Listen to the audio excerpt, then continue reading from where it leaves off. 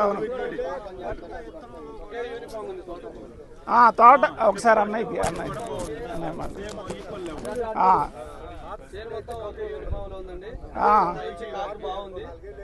Okay okay రైతుకు ఉపయోగకరమా లేదా?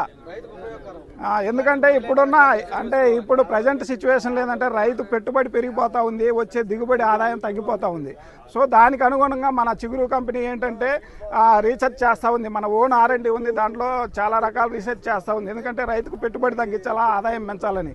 So అందుకని ఒక రకం కాదు, ఇప్పుడు ఈ కారం ఇవాళ 4 రకాలు ఇచ్చింది అందుకే. ఎందుకంటే రైతుకు ఏది సెట్ అయిందో తెలియదు, దానికి అనుగుణంగా మనం హైబ్రిడ్లు ఇస్తా ఉన్నాం. ఇప్పుడు ఏంటంటే కొన్ని రకాలు నాటిన ఒక 20 రోజుల నుంచి స్టార్ట్ అయింది.